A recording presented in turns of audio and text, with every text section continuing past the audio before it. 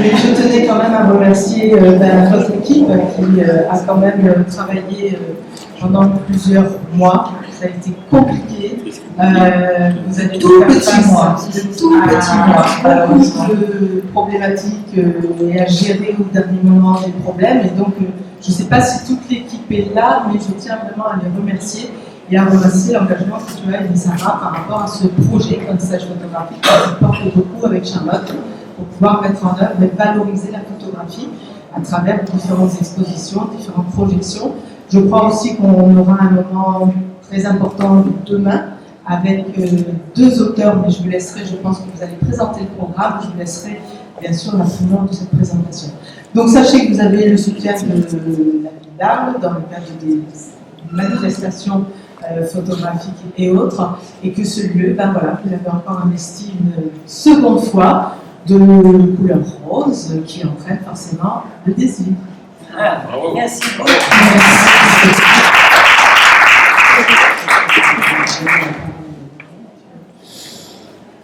Évidemment.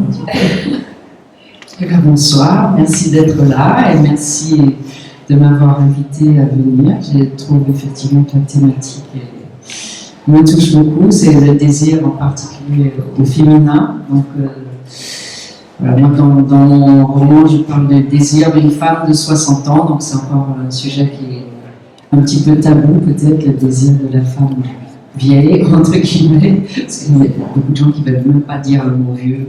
Moi, j'appelle un chat, c'est plus facile comme ça.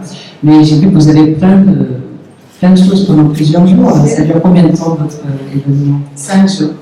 Voilà. Moi, je pense que le désir, même à n'importe quelle âge, je pense que le désir féminin est un peu tabou. C'est un peu l'idée de cette thématique aussi de ce soir et du rapport avec Carmen, qui est toujours un peu à la limite et qui frise avec la limite. Et, je pense qu'à tout âge, il existe et à tout âge, il est là. Peut-être. Et ton rapport avec la photographie, je sais que tu suis beaucoup de choses. Mais j'aime beaucoup la photo. C'est vrai, en plus, ma mère, à un moment, avait un fiancé photographe quand j'avais peut-être 10, 11 ans. Donc, il m'avait acheté un appareil photo avec un posolette séparé. Donc, j'ai vite compris un peu comment ça fonctionnait, la profondeur de champ, tout ça. Et je trouvais ça passionnant. C'est vrai qu'aujourd'hui, malheureusement, parfois, les jeunes, ils ont juste le téléphone et puis les filtres et tout. Et c'est pas la même approche. Mais je m'intéresse, je connais pas forcément tout, mais j'aime bien découvrir. Bravo.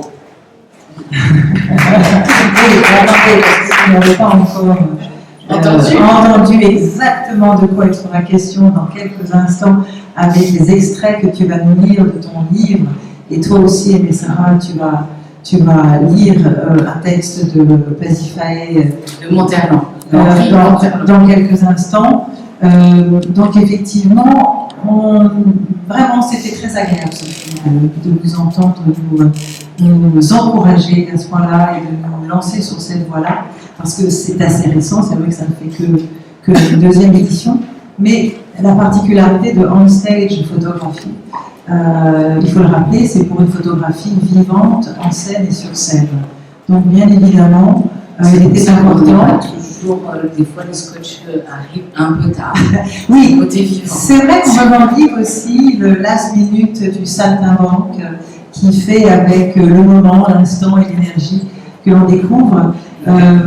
Et te recevoir, Gabriel, c'était vraiment une chance. Merci d'avoir écrit ton roman justement maintenant, de pouvoir faire le pas entre la photographie et les récits également cinématographique et de théâtre, parce que tu es en plus, en ce moment, tu nous fais le plaisir d'être là ce soir, alors de manière absolument généreuse et courageuse, parce que tu joues à Avignon.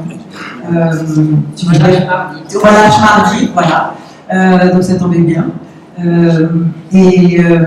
Oui, le théâtre nous est extrêmement important, puisque c'est la base de la relation au sein de On Stage Photographie, la photographie qui rencontre le vivant de la scène et donc le vivant des récits photographiques qui s'incarnent sur scène. Derrière nous, une photo de l'Opéra Comique Et d'où le rapport avec Carmen aussi, puisque en fait aujourd'hui, enfin, cette année, les 150 ans de la création de cet opéra à l'Opéra Comique, et qu'on a eu un coup de cœur pour cette photographe qui a justement dans ses photographies un hommage à l'Opéra Comique. Donc vous allez trouver des points comme ça de rencontre avec Carmen. Alors on a une magnifique Carmen Blanc ce soir.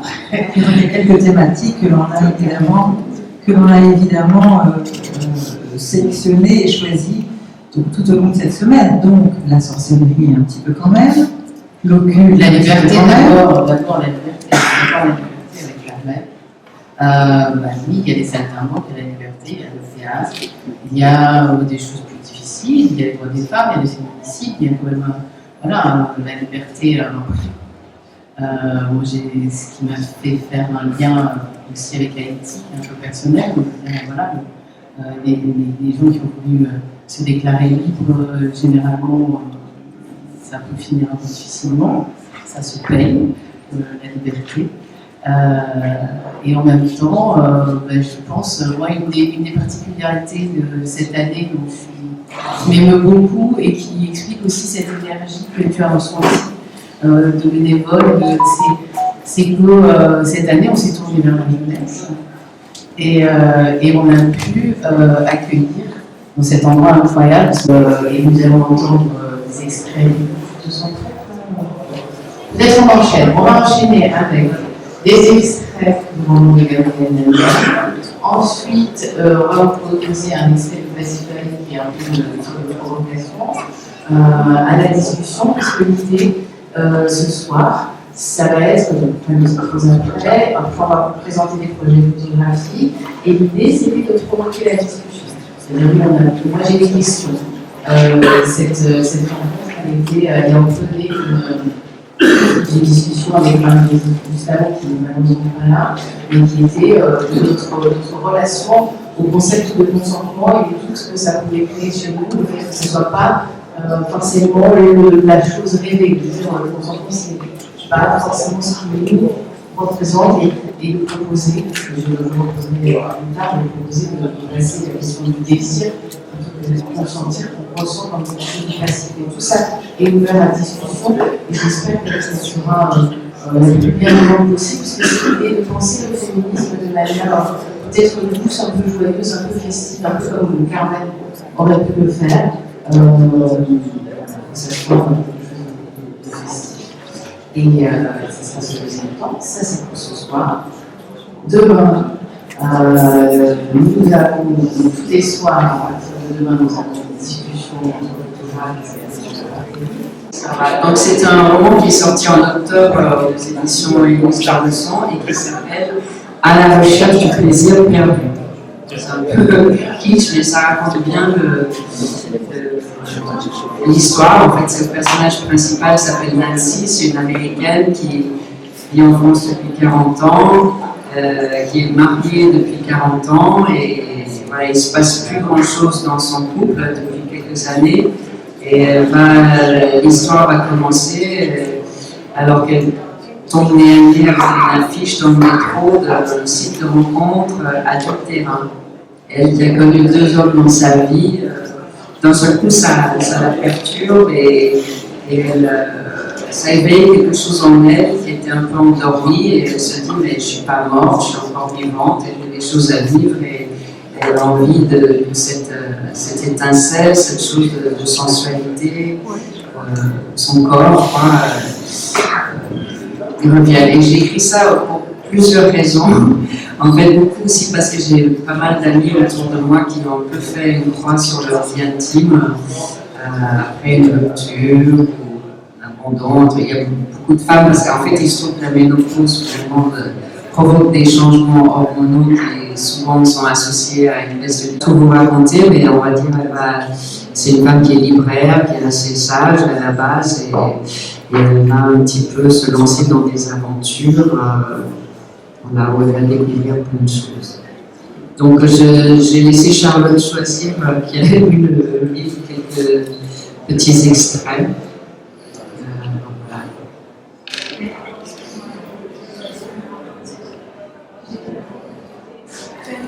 Voilà, ce son désir, c'est le désir féminin, justement, qui, d'une certaine manière, ça lui rappelle aussi, elle a 60 ans, et en fait, ça lui rappelle un petit peu son adolescence aussi, parce que tous ces préparatifs qu'elle va avoir, toute cette un peu excitation, c'est quelque chose, c'est comme une sorte de seconde adolescence qu'elle va vivre d'une certaine manière, quoi. Voilà, là, ce que j'ai assez préparé les gens, tu vois. Alors, je réalise que sans amour, je me sens incomplète. Je refuse de me résigner à l'abstinence. Le concept me déprime. J'ai des amis de mon âge qui s'en incommodent, qui considèrent que c'est l'évolution normale du couple. En chœur avec Léo Ferré, elle chantonne qu'avec le temps, tout s'en va. Le cœur, quand ça va plus, c'est pas la peine d'aller chercher plus loin. Il faut laisser faire et c'est très bien. Je ne suis pas d'accord. Se sentir si seul tout en étant marié, c'est glauque. Le manque de sensualité me pèse. Mon corps est en état d'urgence. L'ennui avec les saints généreux, c'est qu'ils sont inexorablement entraînés par la terre et son attraction. Comme me l'a appris ma mère, je maintiens ce don qu'elle m'a transmis avec grand soin. Je m'efforce de me tenir droit pour éviter les sciatiques. Tant pis si j'attire les regards, j'ai l'habitude. Galbé dans un soutien-gorge Corbeil Simone Perel, mon préféré, mon décolleté est toujours un objet de convoitise. On voit bien que c'est pas moi, hein, c'est un personnage. En pleine conversation, les hommes et les femmes aussi ne peuvent s'empêcher de baisser le regard. Ce mouvement de leurs paupières trahit leur envie d'en voir plus. Quel gâchis que mon corps en soit réduit à l'abandon. Je télécharge l'application et m'inscris. C'est gratuit pour les femmes. Pas de temps à perdre. Je profite de cette envie de séduire, de l'éveil de mon désir. Si j'attends trop longtemps, il risque de s'étioler et moi de passer le reste de ma vie à me sentir comme une denrée périmée. M'invente un pseudo qui donne envie et me ressemble. Lolo. Faut savoir mettre en valeur ses atouts. Avec une photo pour décolleté, c'est cohérent. Je ne prétends pas rivaliser avec la pauvre Lolo Ferrari, mais je connais le dossier. Mes seins sont naturels, alors évidemment moins spectaculaires que ces implants de 3 kg pièce. Ma poitrine opulente ne résiste pas longtemps à une séance de footing. Je n'ose pas imaginer la souffrance de la bimbo au bonnet 130F, condamnée à dormir sur le dos. Presque aussi handicapant pour se toucher les pieds que la bédaine de mon Bernard et son mari. À mon humble niveau, j'ai tout de même des astuces pour préserver mon décolleté. Je tombe dans les bras de Morphée, gainé dans un bustier moulant qui empêche mon 90D de s'étaler.